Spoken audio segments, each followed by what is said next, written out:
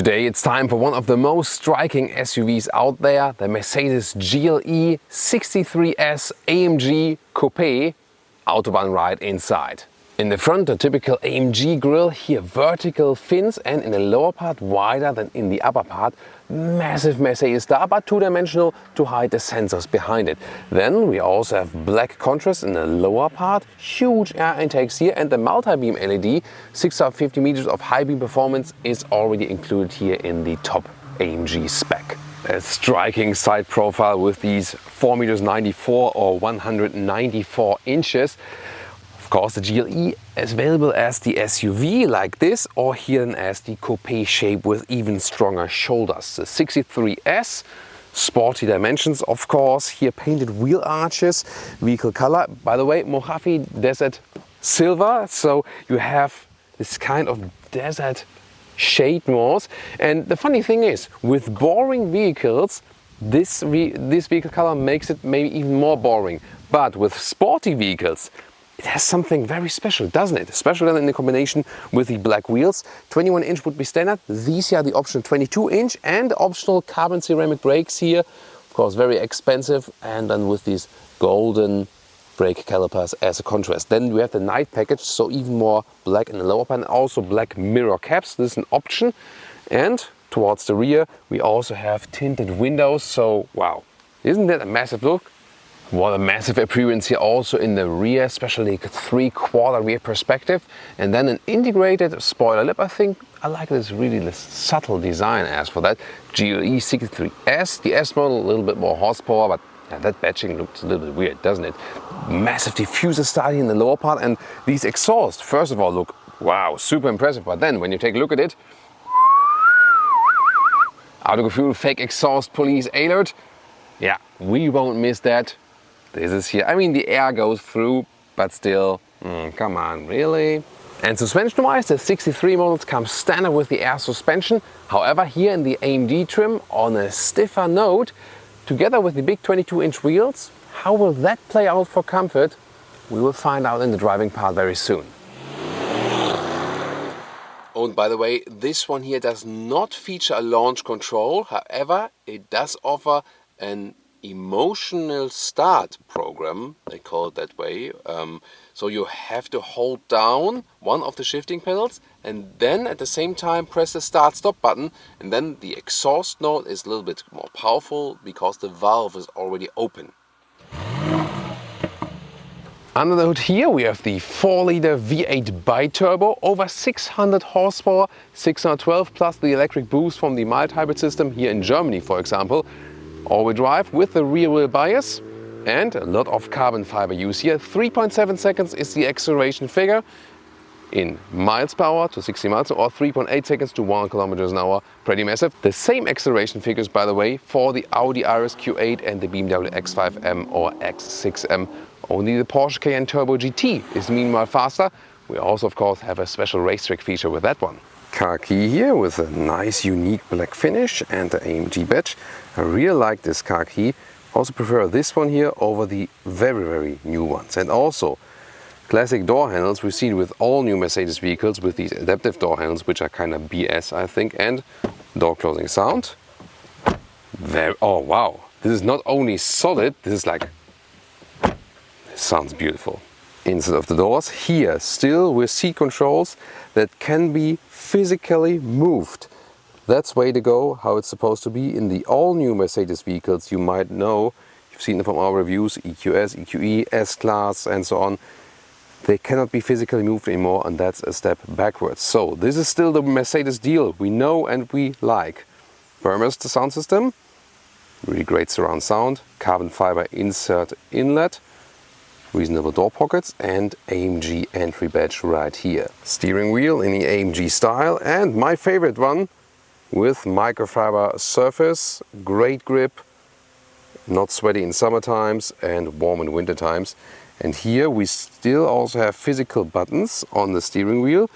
They're really high class. There is some kind of touchpad here on the top part, but that's actually quite well to control. And also on the right side then, for example, for the volume, this is how we need it, and not like in the all new models. At the moment all is blacked out, and you can see here the screen kind of forms one unit and will of course then change from the visual appearance when we turn everything on. Seats in the 53 AMG in the US, you can still get a full Artico seat if you want to go animal free. Here in the 63 models, only animal skin is available. There is here some microfiber trim on it, but the main part then is animal skin. Getting inside, shoe tab with the black microfiber shoes fitting to the black microfiber steering wheel. Yeah, so you know, everyone needs, you know, their own hobbies. That's mine. Then upright seating position here, and although this is like the AMG version, you still have a comfortable seat ergonomics and also a good king of the road seating position. The GLE for that reason is one of my favorite SUVs because it gives you such a relaxing experience. However, in the driving part we'll test it, how it moves to the, you know, comfort sport compromise in this AMG version. This will be very exciting. Electric control of the steering wheel when we turn on the ignition. There we go. So here now, steering wheel up and down, in and out. Also electric controls on the seat, I already talked about that. And 186 or 6.1, we can move the seat a little bit lower. This is the only thing, when the controls are on the inside of the doors for car reviewing, it's not that practical. Otherwise it's really cool. Here enough headroom with 186 6.1. Nice microfiber ceiling here from the inside of course as well. You can also get a panoramic roof if you like. Interior overview, call me old school, but if you compare the new hyper-screen interiors with screens all over the place in the new Mercedes vehicles, here the electric ones for example, and then you take a look at this one, I think this is the better layout for the cockpit, isn't it? It's still central here also with a lot of great ambient lighting. At nighttime you can very well see it. And then 2 times 12.3 inch screens, and this is all screen I need actually. What's your take on that? Do you prefer this setup here by Mercedes or the all-new ones? Steering wheel itself, again with a nice look and also good grip with the microfiber then here. Right touchpad here and left touchpad, and the left one is actually then to control something in the instruments, so I think that's a good solution. At least we have here still the hard buttons for the cruise control, and then here for the volume. This is the easiest way to change the volume while driving, definitely. The AMG models come here with these special gauges, so you can pick the driving mode right there, and when you click it also you know, you can directly get to the individual mode, but yeah, usually I just turn it then here for example. On the left side you have something, you know, similar. You can activate the exhaust knob, but here you can also pick on these here on these screens what you want to change. Most of the time I leave that and just turn the driving modes right here, and that's it. The digital instruments with a special AMG gauge, big speed in the middle, and then you can adjust what you want to see. You can also have the map here inside. This is also possible like this, or you can also have then here the most recent guidances, and you can also put it to full screen, so you have the best map view like this. It always looked like some, you know, like some army goggles or something, like binoculars. What's your take on that? And of course you can also go back to the classic gauges, for example, if you rather prefer that. So you don't have to go for the AMG performance gauges. So these show you also like some boost and something, but you can also, if you like, just go to styles and displays and then go for a more classic appearance like this. Or then Super Sport, this is also possible, looks a little bit more tech-alike. Most stuff is already included in the 63 model. The head-up display is not still an option, and here you can also get like this performance head-up display view. Infotainment system here with performance gauges, so when you turn on the engine here, and then, yeah, race mode, why not? See also the car shaking now a little bit when there you can see engine torque, engine output and so on, kilowatt and horsepower. That's pretty fancy, isn't it? And then to the main menu, like this, MBUX. Let's take a look at the GPS, like here. And I can also control it here with my right thumb, by the way, with touchpad. But this is kind of like an OK touchpad.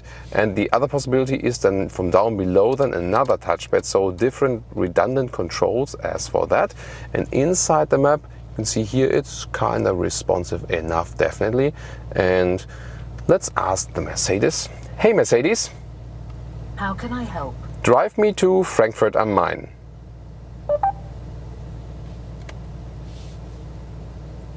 So it depends on the web connection. At the moment here there's hardly any signal, so it takes longer. Route That's the guidance catch. to Frankfurt am Main is starting. Yeah, but in this case here also, you can see here, destination is set then by the MBUX. Oh, and that camera system is really nice. Rear view camera, drone view from above, and when you put in the drive gear, then front camera, reverse gear, reverse camera. That's how it's supposed to be. Apple CarPlay integration with bezels left and right, but at least, well, has a function because you can still see the temperature there, and so I can also understand that. And music listening here, I mean, this Bose sound system here is really nice, good surround sound. Love that. Yes, we still have manual climate knobs and also with very nice clicking sounds. Love that.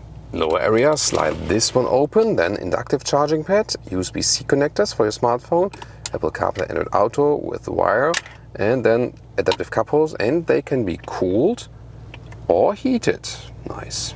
Then we have this touchpad here, but I would prefer if they would stick with the manual turning job, because when you're driving and you work with thin air, so to speak, it's not ideal. Here, classic volume jog for the co-driver. There's still a map hotkey here to access it in the infotainment system, also nicely done. And here you have, for example, possibility to tune down the air suspension, so to set it lower or higher, depending on the surfaces you face, and that exhaust button. However, it also switches around with the driving modes. And then the split armrest like this with more space underneath. In the rear we have soft touch leatherette, also the inside of the doors, and then a lot of legroom left, no problem, because these seats here from the back part have a recess right there. And this seat bench also falls a little bit backward. That is not the best for comfort and seating, but better for the legroom. Also nice carbon fiber insert here. Headroom also no problem, 4 tall adults, easy. So it's actually enough space right there, but to me not the most comfortable seating here in the rear, but on a very high level, being said that. In the middle part, not such a high middle tunnel, that's okay. And in this middle part, it's actually quite soft still, so you can easily sit with 3 tall adults here. Then you have also a separate climate unit for the rear, one more USB-C charger. And in the middle part, you have a nice armrest with adaptive cup holders like this detail work, and you can also fold the seats from here directly. However, no possibility to move the bench or something. Oh, and I found something literally by mistake. So this one here, you can put it down towards you. They can easily access the USB-C chargers now. But when you put it a little bit harder, like this, oh, then this happens. So very rarely we see something like this by Mercedes. Or is it maybe intended that I can really access some cables in repairing or something? Does anyone from a workshop know? With 655 up to 1,790 liters, you lose about 200 liters if you compare it to the SUV shape. Headroom wise, not such a compromise. Here also in length and width, it's okay. You can see here with the cabin trolley, easy, big enough trunk. Height wise, of course, it is something of a compromise. So the SUV goes a little bit further right there, whereas the coupe shape is falling down. This then is a problem, you know, when putting things like this, still okay. But when you put them like this, in the SUV it would still fit, and here it starts to get a problem. But again, not such a hard compromise. This one here to be folded, this cover than there, and you can here actually just lower the vehicle with the air suspension to have an easy access. There's a 12-volt power supply here, but there are no possibilities to fold the seats. You really have to reach over or do it then from, you know, from the seating area. This hatch here opens really high. You know, this way, of course, I can still stand underneath it. That's good. However, it might be a problem for the height of some basement garage. Electric tailgate closing and very sensitive. Mercedes really does that very well to have good child safety for that. And what I also did is I restricted the height of the opening for my basement garage, so it stops right here. Good boy. Because when you press and hold the stop button here, then you can really save this position. So you move it manually in that position you want. It's not too easy because the electric motor is always picking up again, so you really have to hold it tight. And then hold, you press and hold, and then you hear like a, there it is, and then it saves this position for the next time. Damn it. Now I reset it, I'm not sure what, I have to do it all over again in the basement garage. Okay, I changed it just for you here. Welcome to Thomas's Performance Driving Lounge, here with the Mercedes Gle Coupe as the 63 AMG version 63S, more than 600 horsepower from this 4-liter V8 bi-turbo. And we'll go to the race mode and start from 40 kilometers an hour to whatever, car passing by, and let's go.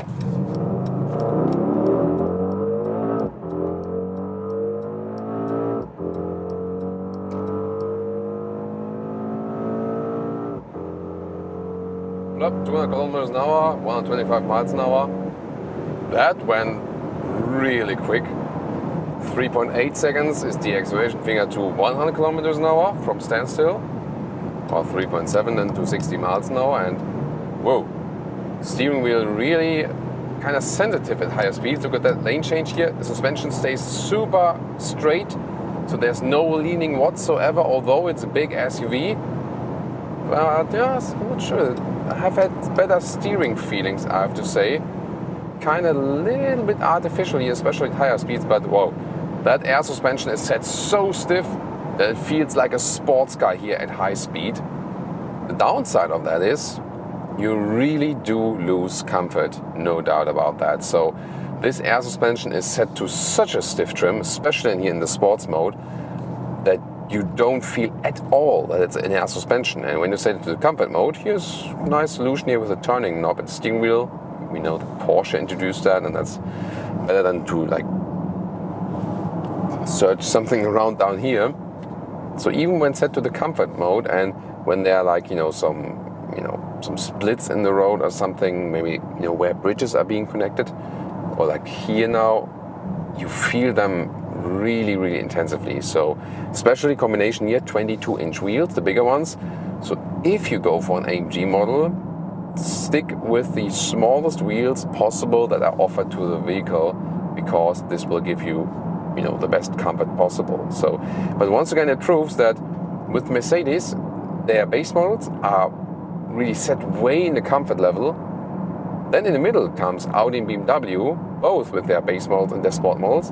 And then at the top end, or at the other side again, there's Mercedes comfort-wise with their AMG models. So there's like a big gap in between at Mercedes. So very interesting strategy. Whereas Audi and BMW more move their sporty models, it's more like a smoother transition between comfortness and sportiness. Yeah, so here 100 kilometers on the motorway, by the way, and you also heard that probably, the exhaust note was there, yes, from this optional sports exhaust. But here, 100 kilometers an hour, 60 miles an hour, so a reasonable motorway speed. Super silent in here, the noise insulation is great. So seating position also upright and comfortable. So there, comfort-wise, from the noise level and the seating, this is awesome, definitely. And there's also a lot of fun here to ease it around the exit of the motorway, and we'll soon have another motorway acceleration, and after that we have an agile driving up the hill. Oh, by the way, here in the tunnel you can once again see this great ambient lighting. Wow, this is one of my favorite features of this vehicle here in Gle in general. Cruise control set, keeping the distance to the car in front of me, and there's also blind spot monitor, and we have a red triangle appearing in the side mirror. And the lane keeping assist is not obtrusive at all. It's rather kind of passive, so to speak, because this car is in some ways a little bit old school and still set on something like this.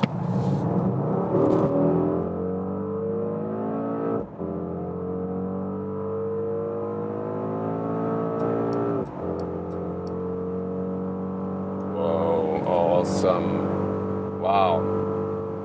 This from an SUV, it feels so stable. 230 kilometers an hour, really stable here in this high-speed corner. Noise insulation still at such a great level. Wow. This is so convincing.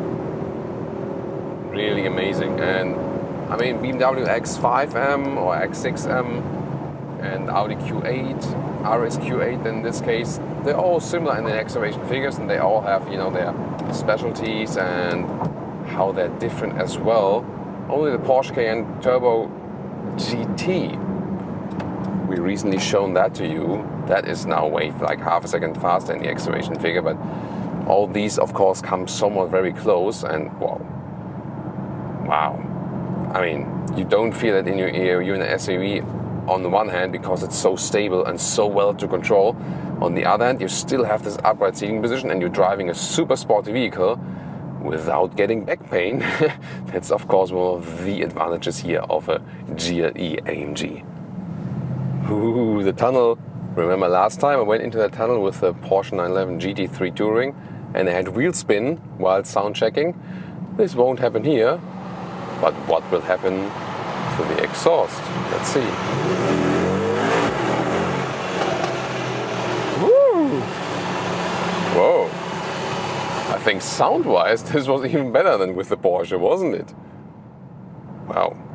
This optional performance exhaust is really something. And I mean, you know that especially here in Germany we have meanwhile all these OPFs, so these auto particle filter. Listen and repeat. Auto particle filter. So that's like the filters for the petrol engines. Auto motor is like the normal petrol engine, you know. That's interesting, right? Yeah, the Germans. So, and although these are in place now, and this is even a mild hybrid engine, and it has cylinder on demand, so sometimes you also see a symbol in the instruments that you're running on 4 cylinders for fuel savings. Yeah, still some 12 liters on 100 kilometers or some 20 mpg. And when you go for a 6-cylinder Gle, then you can have some rather 9 liters on 100 kilometers or more towards 30 mpg actually. And then again, you have this performance here, driving up Autogefühl's peak. Let's see here about steering, kind of light. Wow, great acceleration out of the corner. Whew. Of course, rear-wheel bias from this all-wheel drive, so it's a rear-wheel driven platform and you have always more power at the rear, and you also feel that. The road's still a little bit wet. And here, when we have some buildings, for example, we can go back to the combat mode very quickly with the turning jog here, and then also the sound node goes down, and we are rather, normally silent. So taking in care here of the inhabitants close to the ground, and as soon as we pass it here and gets a little bit more woodish again, then we can tune it up once again to the race mode or sports plus mode and so on and so on. Of course, I would not recommend to use the race mode on public roads, so not everything I do is really to be recommended here. So we have some stuff in the car already flying around with the G-forces. Oh, leaving off the throttle, have you heard that? I'm going off the throttle. There is blah, blah, blah, blah, blah, from that exhaust. Not sure if you can pick it up on the microphone. Whoa, that sound is really something. Didn't expect that here. And now the famous hairpin corner is to come. Let's see how the car handles there. Turning in hard. Yeah, nicely done. Of course, you feel the weight somewhat, but what a great and fun performance here. You should compare the competitors, the Audi RSQ8, we had that in the comparison video, with the Aston Martin DBX, or also the X5M or BMW X6M. Tune into these episodes.